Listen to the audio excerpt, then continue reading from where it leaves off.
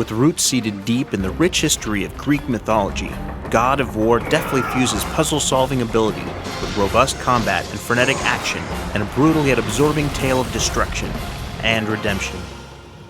God of War begins with Kratos, who has climbed to the top of the highest mountain in Athens in ancient Greece, and he has this line. He says, "Not even the gods of Olympus can save me now." And with that, he takes a step and he throws himself off the mountain, and right before he hits the ground, we flash back 3 weeks before, and that's really the game that you play.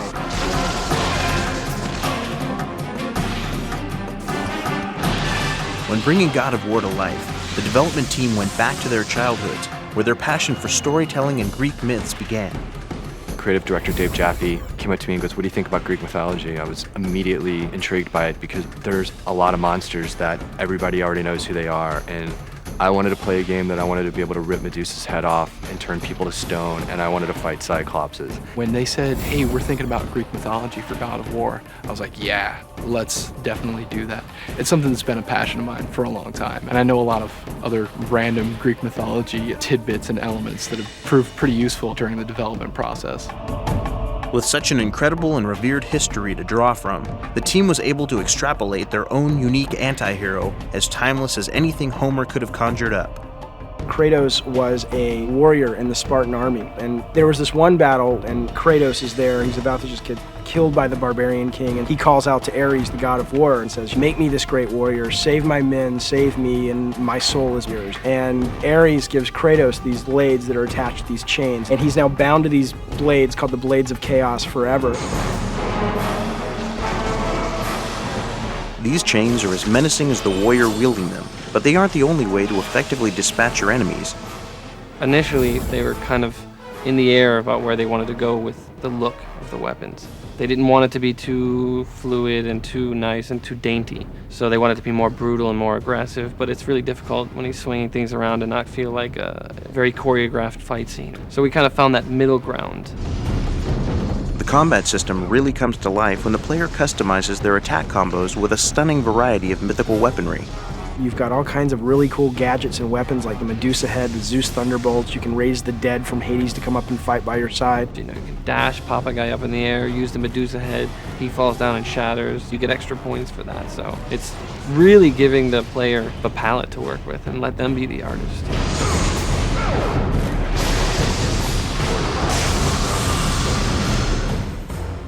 In its quest to appeal to slightly more mature gamers, God of War places a strategic emphasis on puzzles that require more thinking than most games of the action-adventure genre.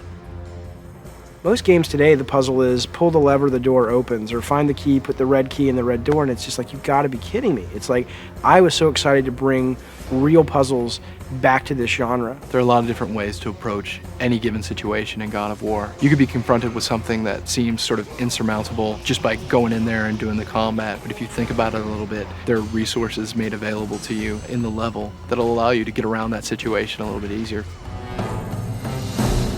God of War is one of the most graphically impressive games ever created for the PlayStation 2, with stunning environments that are as vast as they are intricately detailed. I'm always the guy that the engineers want to strangle because I try to absolutely push this engine to the max. In the opening level of the Hydra, we've got thousands of particles that are on screen. I wanted to have reflective surfaces that look like puddles where when the player walks through you can see his reflection. I wanted to have tons of geometry. I wanted to have wood splattering everywhere. I wanted to have 30 guys on screen. That's what we wanted to accomplish, something that was just visceral and massive. All that kind of stuff is a programmer's nightmare, basically, because you have to kind of make sure that your engine runs as fast as it possibly can in every different scenario that the designers and artists have managed to create while building the game, and that's kind of a big challenge. So what we've done is just be very careful to make sure that all of our tools allow us to give good instruction to the artists and designers and how each of the different scenes in the game can be made to run as fast as they possibly can. Plus you've got like all this fog in the background, and one fog coming off of the water, particles spraying over the mast. We wanted the first level of God of War just to be something that, you know, was going to make you want to play the rest of the game. The producers know that the key to a great game is to engage the player at an emotional level, and God of War aims to do just that.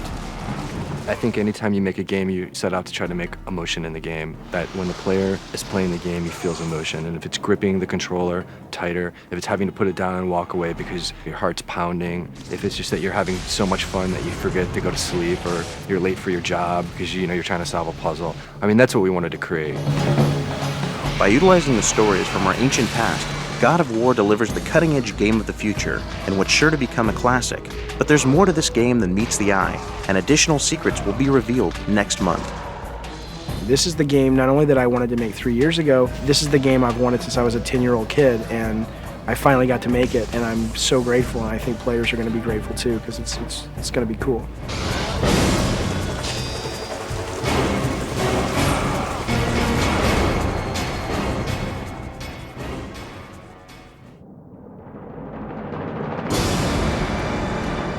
The gods of Olympus have abandoned me.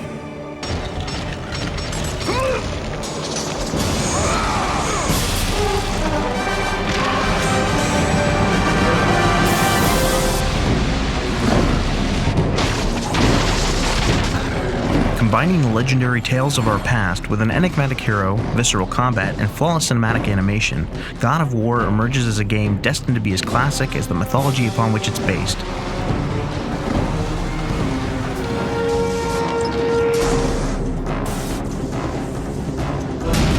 When you first pick up the controller, you're instantly in the game, and it's very easy to understand how to play.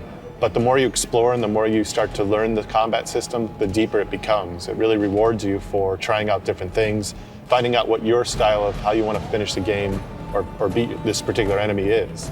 To me, the system in God of War is much more organic. You can go into this like lightning bolt super move, and the guy's just getting rocked completely, and sort of chaining all those things together is something that hasn't come out in any games yet, but I think we really nailed it in God of War.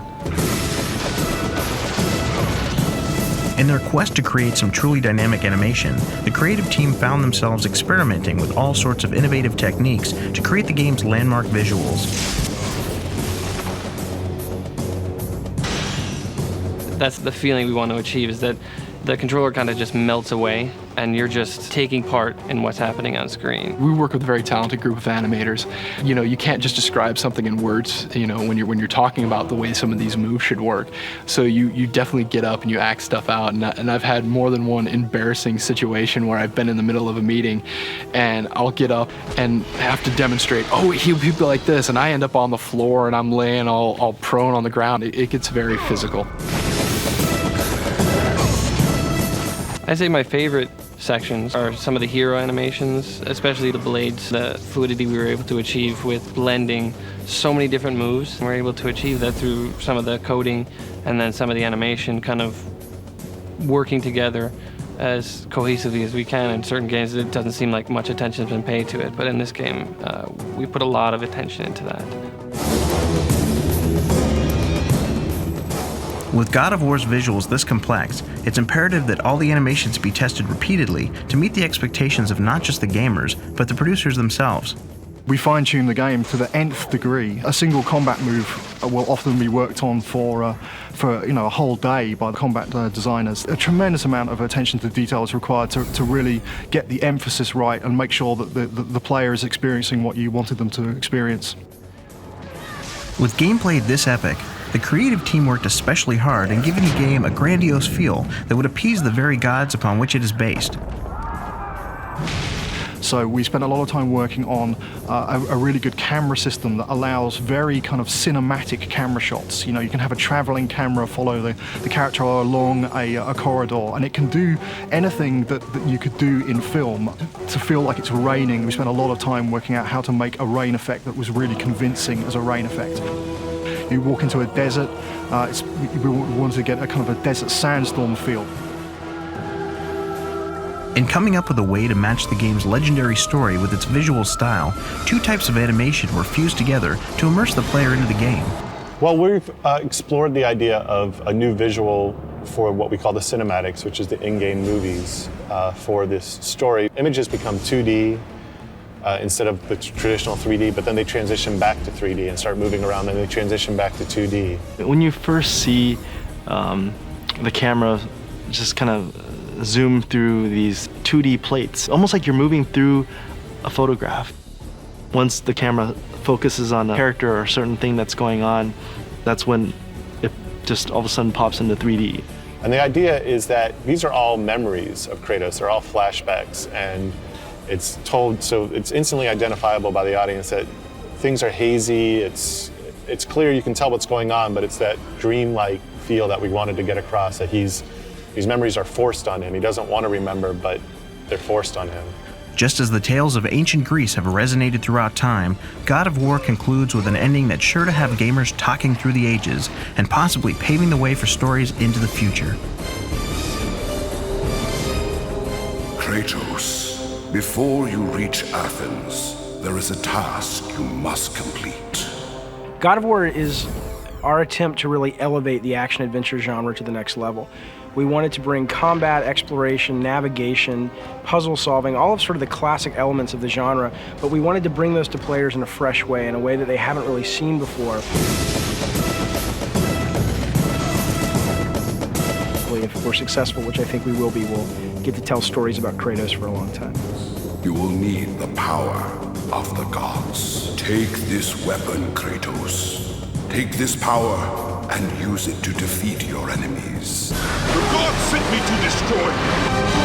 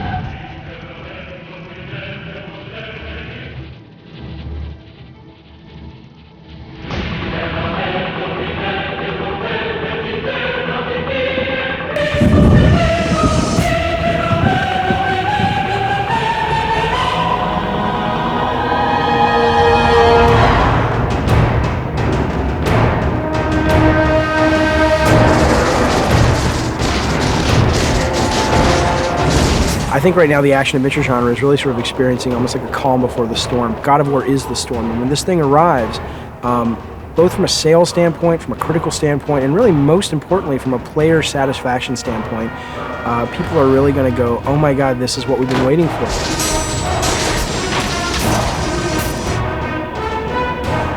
We've had 3 years working on this project. The artists and designers have spent their time making everything look absolutely exceptional. It's a big game, big team, big budget.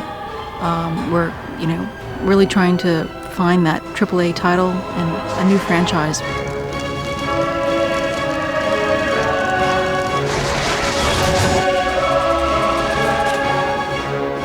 God of War is this tale of a Spartan warrior tricked by the gods, avenging his family's death. It's all set in ancient Greece.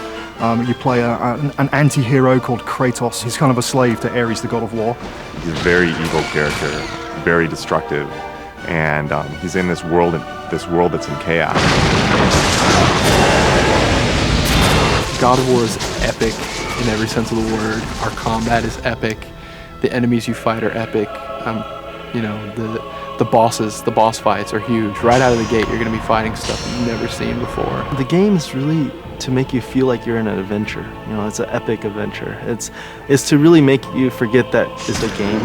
That's really what the whole goal is. Our combat is fluid, it's dynamic, you can link moves together in any way you want to. And that is something that we've paid a lot of attention to in God of War, is trying to make sure that the movement, in addition to being really, really cool, had a natural flow to it. You've got all kinds of really cool weapons like the Medusa head, the Zeus thunderbolts. You can raise the dead from Hades to come up and fight by your side. It's not just about the combat, it's about thinking, it's about solving puzzles, it's about creatively using the skills that your character has and learning the new skills as the game progresses and using those to overcome any obstacle in your way. Every time they're in an environment, it's new and it's fresh and it's not something that they've already experienced. You just feel like, wow, this is a different kind of world. You're traveling into the actual art. It's a really neat experience. You're just thrown into a completely different reality. When you play all of these elements and they're seamlessly integrated with each other, you really are going to get lost in the world of God of War.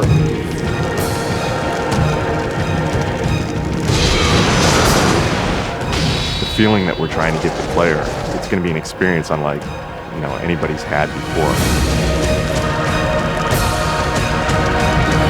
The thing that makes God of War really special and really exceptional is that we are providing the player a true adventure. We're giving gamers the whole package. We are giving them the ability to be the star of this great epic quest. And when the back of the game box says you're going to go on this adventure, God of War is really going to send you there. There's a hunger, there's a desire for this genre, and we think we're doing it right now better than anybody. So at the very least, play a demo, give it to somebody that really knows games or even doesn't know games, and see if they like it. And if they do, please, get behind us and help us get this game out to people, because obviously we're kind of screwed if you guys don't like it, so I hope you do.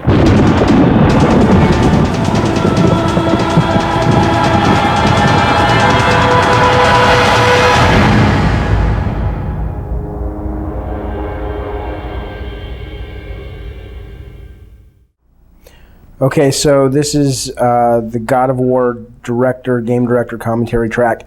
I'll say this to start with. I'm a little wary to do commentary tracks just because I've seen some game companies do them, and they always seem a little pretentious and presumptuous just because it's like, I don't know, we're not a movie, we're a game, and maybe this doesn't apply, but we figured we'd give it a shot and see if it works. So.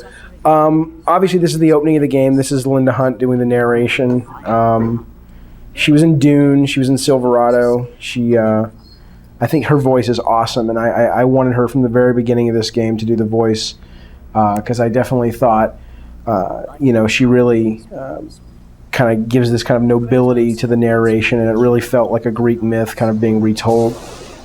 This level, the Hydra level, was the first level. Actually, it was the last level that we designed, the very last level. And the idea behind it was that we figured, okay, cool, we'll understand the technology at this point, and we'll know our limitations, and we'll know the strengths and weaknesses of the team, and we'll have the best, we'll save sort of the best for last in terms of, the knowledge that we need to design levels. We'll be firing on all cylinders. And the problem ended up happening was that by the time we got done with the game, and this is the last level, I was so out of ideas and so out of inspiration, and I just really wanted to be done. And I think the level from a production standpoint is really phenomenal. The whole idea was to create like the opening of an Indiana Jones movie or a James Bond movie where we thrust you right into the action. And I think that really worked well. But I think from a standpoint of just sort of level design, it's a little too linear for me. I wish there would have been a bit more branching to the paths, and it's a little too simple. I think it works for the game because it's the first level, and it's okay that it's not too complicated, but I do regret that we designed it so late in the game. One of the things we definitely wanted to do right from the get-go is really establish Kratos as a character and sort of this sort of brutal, vicious warrior. And I tried, and you'll see as you go through the level, a number of places where we're sort of, be it dealing with the Hydras or be it dealing with some of the NPCs, like the captain at the end of the level, really wanting to make sure that this guy came off as a total vicious kind of jerk. So right from the very beginning, you're like, okay, we're sort of staking a claim that this isn't just sort of your normal action hero. He's definitely got issues. Originally, this opened when you were fighting the Hydra. Like immediately, you were fighting one of the giant, monster heads, and I really. Cinematically, I think that works great. You hit start and you're immediately into the battle. And we sort of have that here, but the problem was I actually went out and I rented a bunch of games, like 4 or 5 games that I had never played before, just never even picked up a controller on. And I was just like, can I play these games right from the get-go? And if they thrust me into an action sequence, would I know what to do? And it was just, it just was a nightmare. It didn't work. And if we would have put you in the middle of a battle, with this really big boss right from the beginning, people would have just been getting slaughtered and frustrated, and it might have been cinematic for someone watching it, but for someone playing it, it would have been really bad. So we definitely needed to give the player a little bit of training, which is what that opening shot or opening scene was on the boat. And now this is sort of what the original opening of the game was, where you were immediately fighting the Hydra from the get-go. We actually originally here, as you're seeing the little training messages popping up on the screen, originally there was this little fairy creature, this little tiny lightning bug kind of creature that kind of flittered over Kratos' shoulder, and the gods had sent him. It was like a muse or something, and it was like, here's how you use your blades, and here's how you do your magic. And we were intentionally looking to get a very irritating annoying little Tinkerbell-like voice. And what was going to happen is right when he stepped out of the ship after this Hydra, she would just get slaughtered. She would just get absolutely killed by the zombies and stuff. And I thought it would just be kind of a neat little twist on the typical sort of Nintendo Zelda, kind of RPG. Here's your little buddy. And they'd travel with you throughout the whole game, and we were going to introduce that and pretty much kill it violently within the first 5 minutes of gameplay. And we were worried that the tone, as cool as I think it still is and funny as I think it still is, I didn't want people to think we were making like a parody or a satire, and so we kind of killed it, and that was that. But I still think that's a really cool idea. So it was really important. Right from the very beginning of the first level that we had some kind of puzzle. I mean, this isn't like some kind of deep cerebral puzzle coming up, but I wanted to make it clear that the game really was a mix of the combat and some exploration and some puzzle solving. And, so this was sort of our first puzzle in the game that functions both as a sort of a training mode where you're learning how to charge up and kick items around, as well as sort of trying to figure out that you have to sort of use that mechanic in order to get the box across the deck.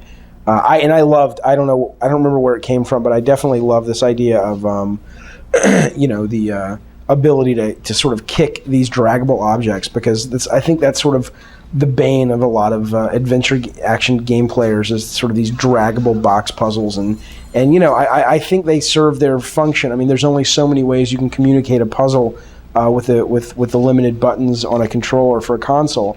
But I think it was really cool that we came up with the idea of sort of a way to drag it a lot faster. And at the same time, I think it really speaks to the main character, where he doesn't have the patience to kind of drag this box Tomb Raider style all over the place. He's just going to kick the damn thing. And I think that really comes through in this puzzle and sort of in this mechanic, which I love. I love that idea of, where gameplay mechanics really aren't just fun mechanics, but they also sort of end up being, sort of things that speak to the character themselves. So the idea of mixing mechanics and character development is a really neat avenue of game design. And we certainly didn't do a lot of it here. It's really, really hard. And we had our other priorities, just making the game fun. But I think the fact that we even got a little bit of it in this, and we'll hopefully do it more in future games and maybe even future God of War games, I think is really, really cool. So this is the first magic door, and I'm really, really happy that I think these turned out really well. From the voice actor, I love the voice actor of Poseidon. I love the fact, just sort of in the story and in the vibe of the game, that all of these classic Greek gods are able to show up and sort of have little cameos. I think it helps ground it in the Greek mythology. That whole idea of just going to a little netherworld and seeing, Kratos get these powers and things.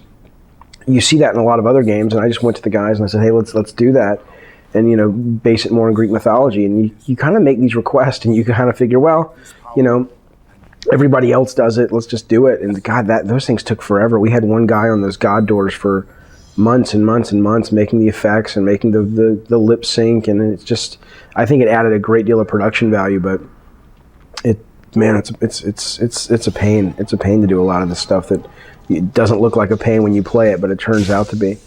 As you can see now, I mean, this is what, hopefully when you've played the game, the animation here looks a lot better.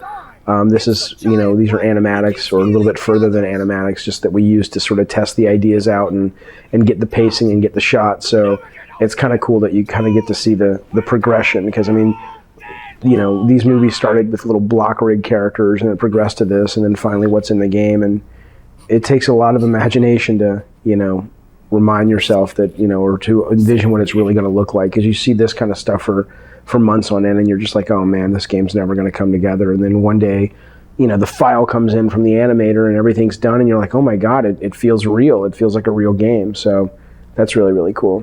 So this is the first boss battle. Even when we took this out on the press tour a couple of weeks ago, they were like, man, do you, some of the magazines and websites were like, do you think it, obviously, as you can see, this is really early. We've got the boss bars and bugs everywhere, but you get the idea.